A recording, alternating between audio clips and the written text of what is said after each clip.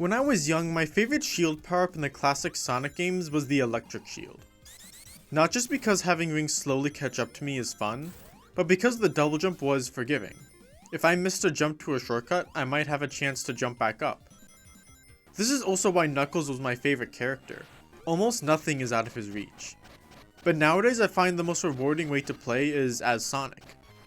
The other characters feel more like an easy mode, with abilities that allow you to explore a level and understand its layout a bit better, but ultimately at a slower and safer pace. Whereas Sonic's extra speed and jump feel most in line with the speedrunning reaction-based nature the levels are built for, and it's for this reason the Fire Shield became my favorite. I love the spin dash, but having a tool to instantly burst into high speeds just feels so right. And it's for this reason that the Sonic Rush games have captured my heart. At first glance, the boost mechanic doesn't seem suited for 2D, probably because many of us associate it with the 3D titles. But mechanically speaking, it's the logical evolution of the spin dash. But what some people might not know is that this is the game that invented the boost. Pretty neato. If these games are all about going fast and keeping momentum, why must we stop in place for a couple seconds to wind up? Now I don't want to knock the spin dash. Obviously the wind up is satisfying as heck, and the look of it is so iconic that it's a brilliant mechanic anyways. Especially in the other 2D games where rolling down slopes is important. And even then, mechanically, shell mechanics can be tons of fun. For example, the ring mechanic. As long as you can grab one after being hit, you're virtually invincible. But scrambling to pick up your rings after being hit is fun. But if we want to speak about deepening mechanics, then adding a superior alternative that you have to work in order to keep is a natural fit for a franchise all about maintaining your momentum. There's plenty of ways to get boosts. Tricks, power-ups, defeating enemies, etc. But if you're not doing those things fast enough or you're getting hit and losing your boost, you have that much more time to make up on your next attempt. There's more to gain in not getting hit than ever before. You have all the speed in the world, so now get good so you know how to use it. In addition to the boost, the second major change to Sonic's moveset is the trick system. The trick system is not only there to make you feel like a stylish hedgehog with attitude, but also to test your reaction speed in more ways. Instead of simply knowing when and where to jump for a shortcut, you may need to trick upward instead of sideways, or trick sideways a few seconds after you start descending. There are times where using the side trick to go straight from one spring to another can shave off good chunks of your time. This was definitely imported from the advanced games, but the levels are built with this mechanic in mind and the mechanic itself has been fleshed out. Tricking on rails might make getting points a tad too easy, but it also helps give you a push if you're stuck on a rail without boost. In other 2D games, if you fell straight downwards onto a rail, you'll have next to no momentum, and will be forced to watch and wait for Sonic to reach a downward slope before you can really start moving again. So this is more than a welcome improvement. Neutral tricking in midair is reminiscent of some 3D games throwing you into a quick time event, except you never leave the default state of play. Sonic descends at the same speed whether you press the button 0 or 6 times before he hits the ground. And you're still free to move Sonic left and right as he falls, you're always in control. It can be a tad annoying having to feel out what level gimmicks let you pull off a trick and which don't. But if you're gonna try for that S rank or try to perfect your time, you're gonna play and replay these levels over and over anyway. And one thing I like about Adventure in hindsight is that it would ask you to replay levels in order to gain more materials for progression, incentivizing a faster or better run as you go back. While that can definitely be annoying for people who just want to casually waltz through the latest Sonic adventure, I wouldn't be surprised if replaying these levels made some players appreciate the game and want to challenge themselves more. But that thought might be a bit too optimistic. After all, Sonic Rush is one of those awkward cases where the tutorial is in the second game, while absent in the first. I have to imagine that upon release, many people tried playing Rush like the other 2D games and struggled to understand the boost and trick mechanics. And so the devs decided that in order to help Rush 2 get its identity across, it had to do a bit more handholding, which I feel is unnecessary given how the first level in Adventure is filled to the brim with wide mushroom platforms that make tricking incredibly easy. Like, the level design does a decent job giving the players opportunities to learn. But I have to accept that for a wide audience, sometimes that's not enough.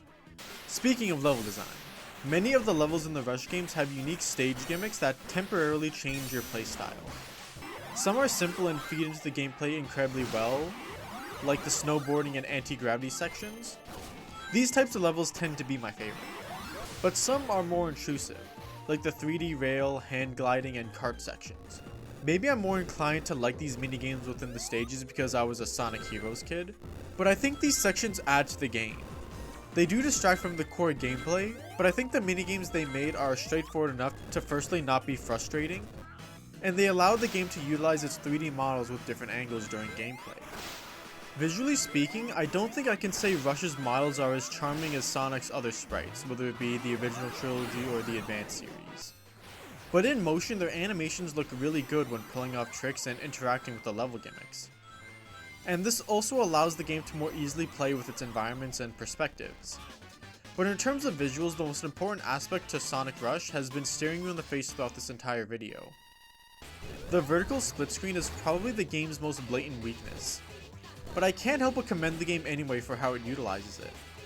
Adventure in particular finds fun ways to utilize it in boss battles, making for what I think to be some of the best boss fights the Blue Blur has ever seen. As for the stages, my favorite uses of the split screen have to be Altitude Limit and Sky Babylon's hover sections, Coral Cave's collapsing spikes, and the trippy roller coaster that is Deadline's anti-gravity gimmick, like you'll be running on the wall on this screen then on the other screen, so it was really exciting. But the DS screens are based on verticality, which is where the weakness becomes apparent. Ideally in a speed-based game, you will be able to see as far ahead of your character as possible, in order to have more time to prepare and react to obstacles and alternate routes.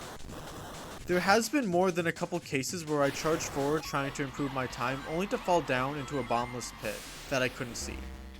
All the while half my view is not being helpful in the slightest.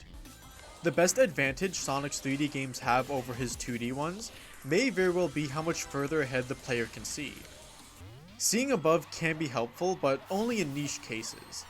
Ideally, if a sequel ever came out, a horizontal widescreen view would fit much better. There's even a fan game called Sonic Swift that appears to agree with me. And this fast-paced platformer is wrapped up in a super cool and radical soundtrack. Rush is sporting a funk rock sound that fits the Blue Blur so well, I'm surprised I haven't heard a similar take in any of Sonic's later games. The vocals in particular stand out. The limited range and power of the DS actually becomes a strength. The lyrics are compressed to the point that they sound more like a piece of the instrumentation, and this compressed sound makes it feel closer to Sonic's 16-bit origins while sounding refreshingly distinct. Although there's at least one track that's definitely too compressed for its own good, but the overwhelming majority of the music goes so hard. I describe the soundtrack similar to the game as a whole. Consistently excellent, with a refreshing take that builds upon the strong foundations of Sonic's identity. Before I sign off, I want to go over a couple noticeable differences between Rush and Rush Adventure. The bosses in the first Rush aren't nearly as tight as Adventure. They drag on and tend to just speed up instead of shaking things up. They also don't utilize the split screen. The bottom screen always displays the health bar and nothing else, whereas nearly every boss in Rush uses the split screen in some way, shape, or form. Also, Adventure's bosses have a higher skill ceiling because you can complete them much faster once you know what you're doing, where even the best Rush player in the world will only have a slightly better time than the average Joe. In Adventure, the vehicle minigames are a bit annoying, and will definitely make Adventure a harder game to replay, especially with its slow start. But it did make me more invested in the story. Discovering new islands, some of which are optional, along with finding new friends and decorations to bring back to the hub, made it a great first playthrough. And the minigames themselves are fun enough in short bites. And I have to admit, I had way more fun racing Johnny for those Chaos Emeralds than I thought I would. But I think I prefer the tighter package of Rush 1. On a new save, it'll only take a few seconds before you get to your first level, and that's a beautiful feeling. My personal recommendation is to play Adventure first because Adventure's levels come with less bombless pits and they're generally less difficult. I imagine new players will more easily adapt to the controls in these levels. I found myself appreciating Rush's stages a lot more after playing through Adventure. Sonic Rush may be held back by a couple things, and it's at the same time both exciting and disappointing. If I never see a follow-up with a widescreen, I'll cry over the missed potential. But the fact that these games are as good as they are despite the missed potential means that my perfect 2D Sonic game hasn't been made yet, and I can only wonder how wonderful it could be.